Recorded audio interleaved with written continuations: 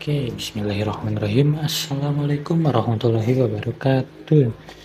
Perkenalkan, nama saya Mujib Akbar Pariono, dan kali ini saya ingin membahas tentang fungsi pada C++, lalu operasi string pada C++, dan juga array 2 dimensi dan 3 dimensi. Oke, jadi kita langsung mulai saja. Pada yang pertama saya akan bahas tentang fungsi ini ya, fungsi void. Kita akan mendeklarasikan masukkan library-nya dulu, include iostream, dan juga include string untuk kasih string. Oke, lalu in main.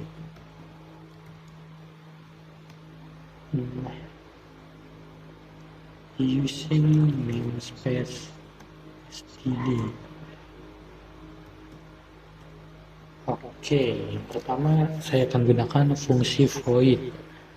Void sendiri ialah kosong. Apa sih maksudnya kosong tuh bang? Kosong sendiri nggak ada tipe datanya, jadi void itu ya sebuah fungsi yang kita punya tipe data, dan dia juga tidak bisa memberikan argumen, jadi dia nggak bisa pakai return. Jadi gini deh, misalkan saya punya void tampil integer x misalkan dalam argumennya. Nah, isinya adalah cout x headline. Nah, misalkan kita ingin mencari ya integer a, b, dan hasil. Kita ingin mencari sebuah perkalian. Cout masukkan perkalian.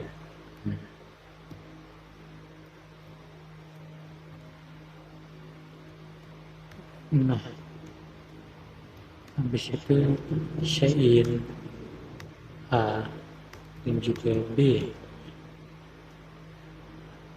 Nah, di sini kita nggak perlu lagi tuh tulis oh ya, lupa satu lagi, hasil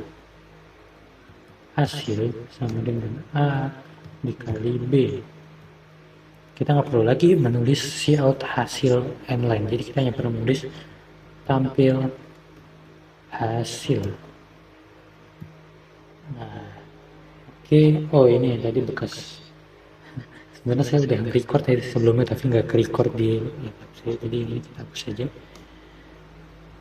Oke. Nah, masukkan perkalian, kita masukkan 4 dikali dengan 10 misalnya.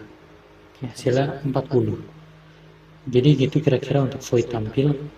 Jadi di skemanya itu kita memasukkan perkalian. Nah, di perkalian ini kita masukkan nilai dari A dan B, di mana hasil kita juga menjadikan A dikali B di hasil ini.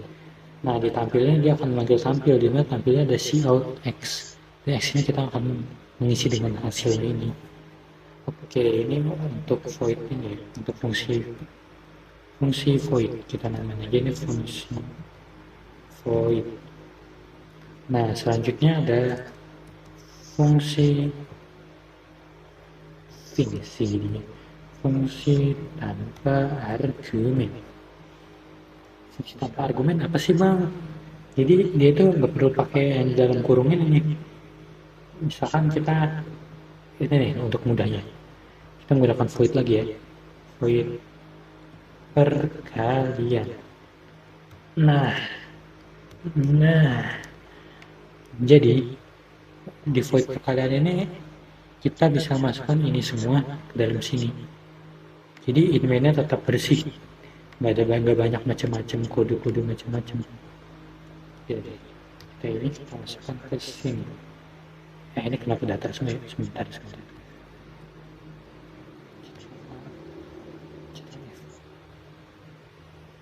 Oke, Ctrl F. Nah, gini lebih enak kelihatannya. Ini kita tinggal tulis gini doang nih berarti. Perkalian set. Nah, jadi guys, kita cek mesinnya dulu. Kita mulai set 1 dengan 9 dengan 9. Oke, hasilnya 81. Jadi gitu ya, dia akan lebih cepat dan ilmunya akan lebih bersih. Ini kayak lebih terstruktur lah menurut saya. Saya sendiri lebih suka nih void fungsi tanpa argumen ini. Sering saya gunain di project-project tertentu. Oke, jadi setelahnya ini ada fungsi prototype. Apa tuh fungsi prototype? Dia itu fungsi yang ada apa ya? Menurut saya itu dia itu kayak ada dua dua kali deklarasi yang di atas dan di bawah. Jadi gini, misalkan kita punya void, kita ini aja deh, kita copy deh biar cepet. Dan kalian ini L lingkaran. Ini jangan pakai void ya nanti, karena void ini nggak bisa mengembalikan nilai. Kita pakai double deh, karena lingkaran itu setengah kali alas kali tinggi ya. Nah, oke. Kita sini saja double R.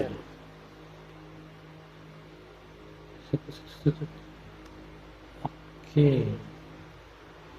Jadi langsung aja kita di sini return R dikali dengan R. Nah yang ini kalian ini kita komen aja biar enggak pusing kebanyakan kode. Jadi gini, cout masukkan luas jari-jari lingkaran. Oke. Oh ya, di sini jangan lupa ya kita deklarasikan double R. Kita perlu menulis sein R. Oh iya, jangan lupa ya di sini rumusnya kan ini ya, pi R kuadrat dengan pi-nya itu bisa 27 atau 3,14. Di sini saya akan gunakan 3,14. Nah, langsung aja kita tulis L lingkaran sama dengan R. Nah, kalau kita shout, tampilnya gini aja. Kita menggunakan void tampilan tadi ya. Tampil L lingkaran R. Nah, seperti ini ya. Kita coba set. Dan dur, masukkan jari-jari lingkaran. Kita punya 10. Salah masuk 10. Boom. Oke, jadi ini sebenarnya belum fungsi prototype. Nah, apa jadinya jika double lingkaran ini kita taruh di bawah sini, di bawah ini. Tuh, hasilnya was not declared in this code. Nah, kenapa gitu tuh? Karena C++ itu dimulai dari atas ya dibacanya. Jadi kalau yang atasnya udah dibaca, yang bawahnya nggak bakal bisa dibaca. Jadi mau nggak mau, jadi kita ini langsung prototype, kita ambil yang ini, set, kita taruh di atasnya, set, dan tutup. Oke, gitu kira-kira. Oke, mungkin dari void fungsi prototype begini aja ya. Ini deh biar lebih terstruktur. Void lingkaran.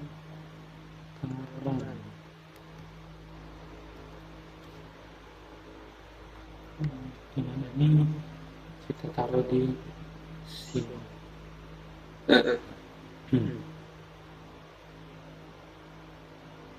Saat kita pakai lingkaran. Ini kenapa ada komanya? Sip. Nah, saya akan ini 78. Oke, 5 kali 5 25 kali 3 nice. Untuk prototipe mungkin sudah ya. Lalu selanjutnya adalah fungsi regresif. Misalnya regresif ya. Rekursif salah. Rekursif. Kayaknya tulisannya begini ya, atau saya salah mungkin. Jadi fungsi rekursif itu fungsi di mana fungsinya itu kita ada fungsi lagi. Langsung aja deh. Misalnya kita punya integer faktorial. Nah, kemudian ada integer c misalkan. Nah, kita akan punya dua opsi. Jika c sama dengan 0, maka return 1. Dan kalau nggak sama dengan 0, maka return c dikali dengan faktorial c min 1.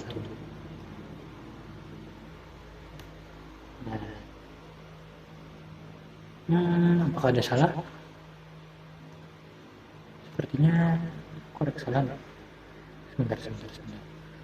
Integer faktorial sebentar. Mengapa salah? Expected faktorial c min 1. Kok salah?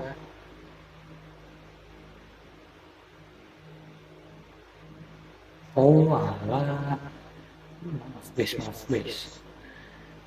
Nah,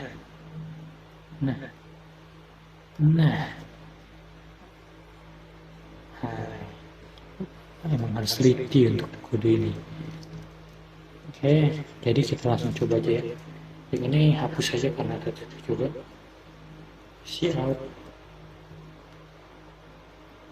masukkan angka yang ini dihitung.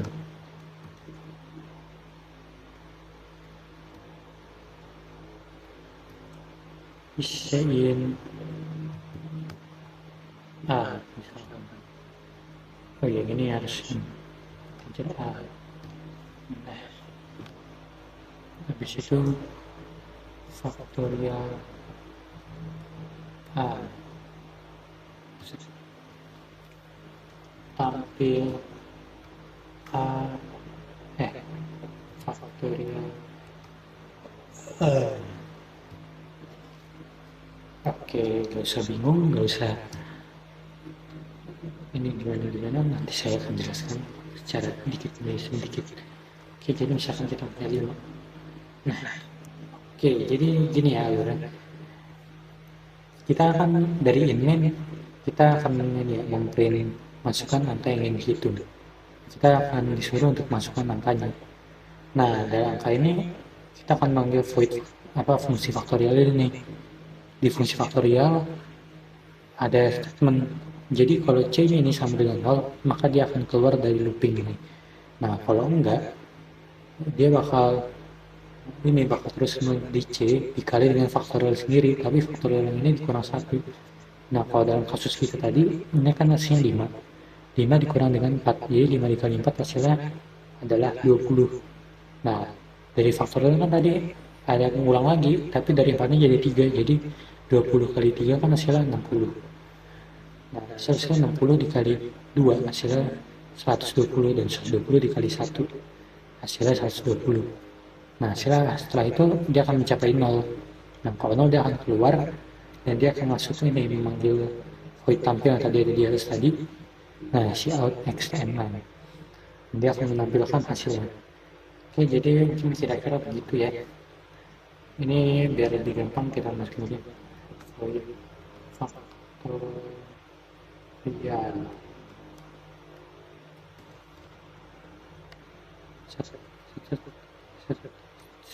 Oke.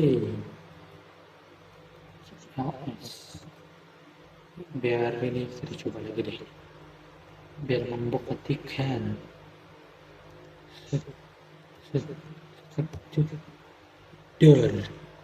Misalkan kita punya 3.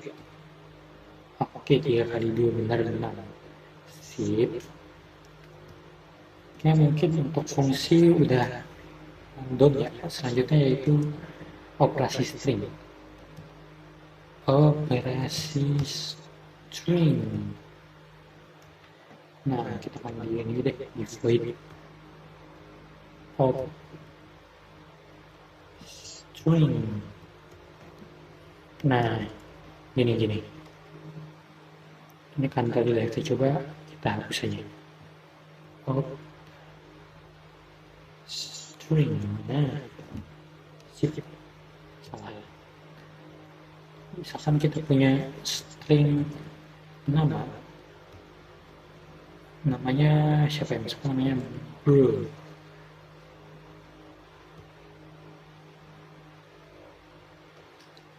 Cout nama inline. Nah, kita lihat hasilnya bro. Oke. Nah, di sini sebenarnya kita bisa nih mengubah salah satu dari O, E, B, R, O ini. Kita ubah ini jadi ED. Misalkan gini nih, untuk jelasnya. Cout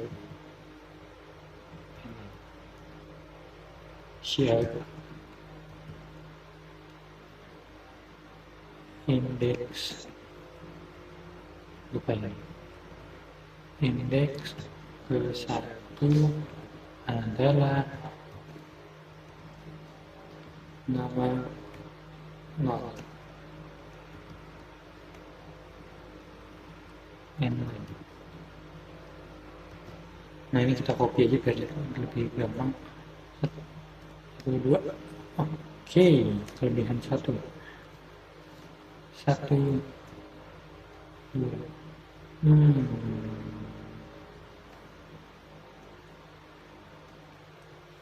Indeks kedua, indeks ketiga. Nah, kayaknya ada kesalahan rupanya. Saya aturan phone. Lupa. Coba. Nah, di B ini indeks pertama adalah B, kedua adalah R, yang ketiga adalah E. Di sini dimulai dari 0 ya, yang pertama itu 0 adalah 1, yang B ini adalah 0, R adalah 1, dan E adalah 2. Gini nih penulisannya. Kita juga bisa ubah nih, misalkan nama kedua sama dengan O. Oke. Ada kesalahan sebenarnya. Di sini jangan titik 2 ya, karena ini string. Ketik 1 ya. Tuh, lupa saya cout kan.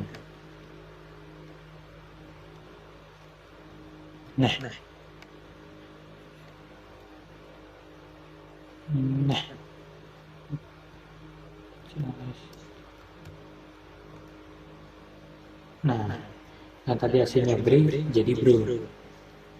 Oke, selanjutnya adalah ini, menggabungkan kata. Jadi misalnya kita punya string nama 2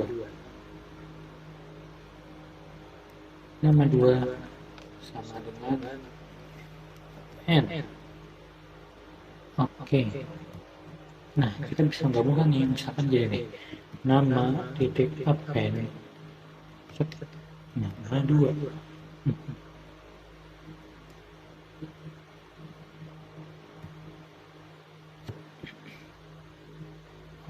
Oke.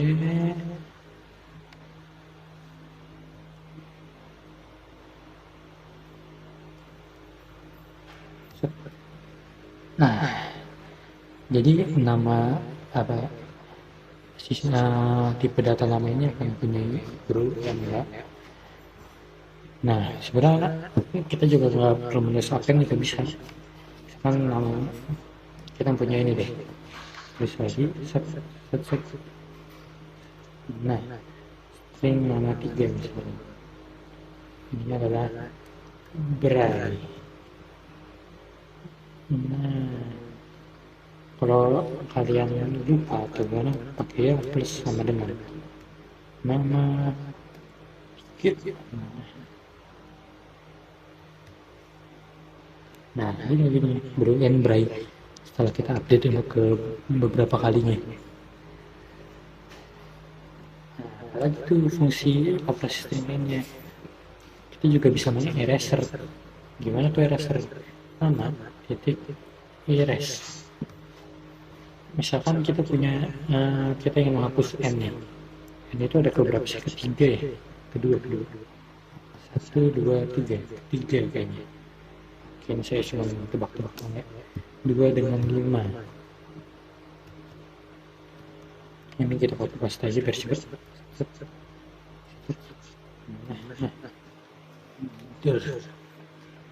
Oke, kayaknya ini harus ketiga berarti. Nah, jadi dia ini akan menghapus baris kedua sampai kelima. Ini kan 1, 2, 1, 2. Nah, 2 nih, 2 di sini. Dia akan terus ke 1, 2, 3, 4, 5. Kalau saya ubah tadi sekarang ada 3 ya. Coba lagi. Nah, berubah. Ketiga itu kan dari O sampai 1, O 1, 2, 3, 4, 5. Ya gitu mungkin kira-kira ya bisa. Mungkin 4 aja biar ada spasinya. Nah, berubah.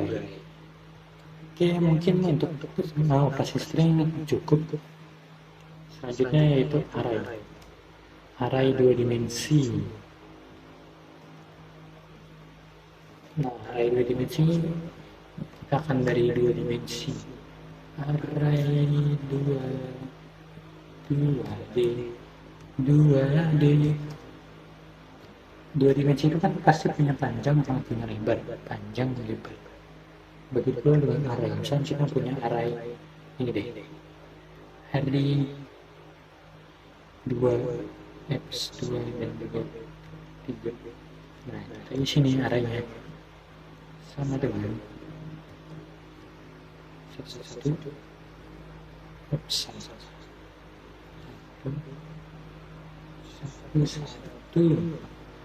nah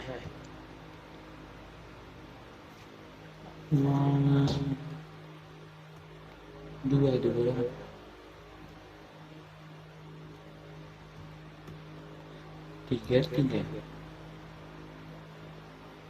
Oke,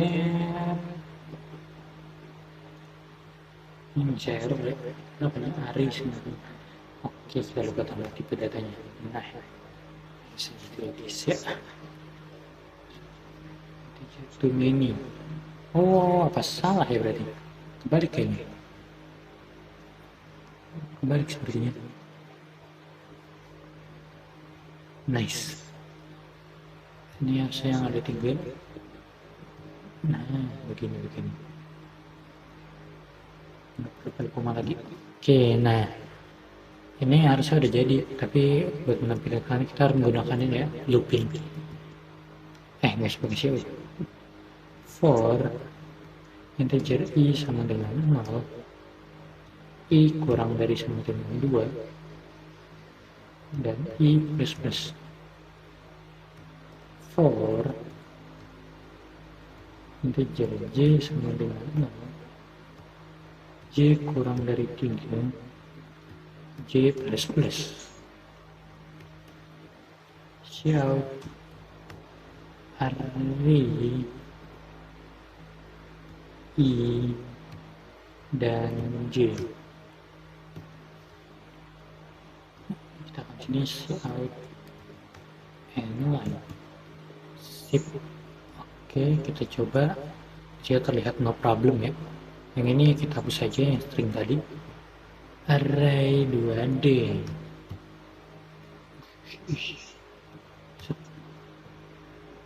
Nah, dia akan menjadi balok 111 222. Yang dimana yang pertama ini ininya ya, kolomnya, dan yang sisanya adalah barisnya. Oke, untuk array 2 dimensi mungkin clear ya. Selanjutnya void yang 3 dimensi. Ini kenapa jadi error? Error array 3D. Saya barunya ada seperti void yang array 2 dimensi, tulisannya seperti itu. Oke, jadi kita punya integer array 2, 3. Nah, oke. Kenapa dinamakan 3 dimensi? Karena dia mempunyai ruang. Jadi dia ini mempunyai ruang dalam nih. Kan tandai 2 dimensi komen kayak gini dong. Nah, dia ada kayak dua persegi panjang yang disatuin. Gimana ya? Oke, langsung aja. Ya sih. Sebenarnya penulisannya agak ribet tuh. Jujur saja. Oke, jadi gini.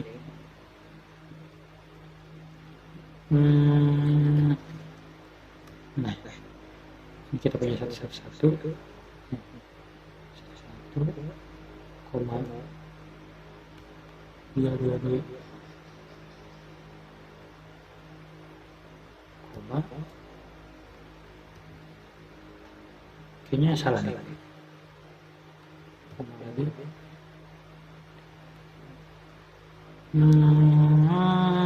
coba, saya nggak tahu ini salah, benar atau salah. 3, koma 4.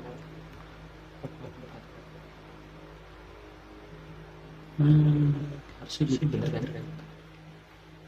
Harusnya benar. Nah, harusnya ini udah benar sih. Gimana tuh cara COT-nya bang?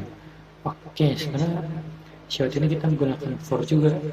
Itu kan kita menggunakan 2 kali for loop. Nah, sekarang kita menggunakan 3. Ini deh, for integer i sama dengan 0.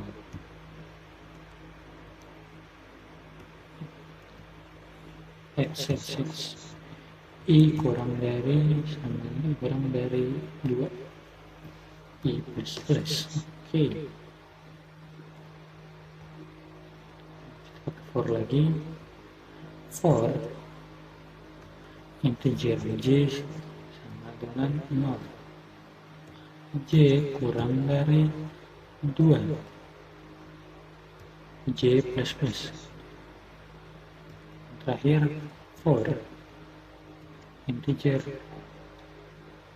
k sama dengan 0, k kurang dari 3, plus-nya 3 karena kita mengikuti ini ya, 2 dan 3. Nah, langsung di sini kita akan count array i k k. Count yang lain,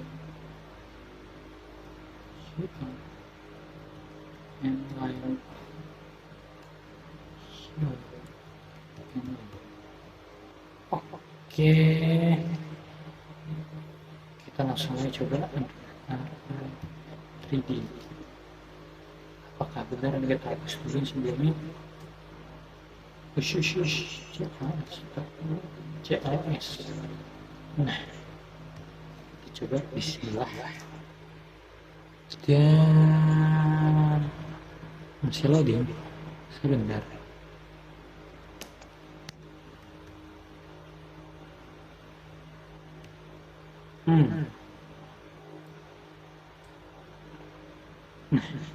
Oke, hasil begitu ya teman-teman. Dia bakal ini balokan pertama dan ini balok kedua. Seperti yang tadi ada 2 dimensi, tapi itu hanya 1 balok. Ini sedangkannya ada 3 balok, ada 2 balok. Oke, mungkin bisnis. Jadi agak nge-lag komputer saya. Jadi saya spam dulu. Keluar banyak. Oke, jadi mungkin seperti itu ya untuk array 2 dimensi dan array 3 dimensi. Oke, mungkin sekian video kali ini. Kurang lebihnya mohon maaf kalau ada banyak salah kata atau kata yang tidak jelas. Terima kasih karena sudah menonton. Sampai bertemu di lain waktu. Assalamualaikum warahmatullahi wabarakatuh.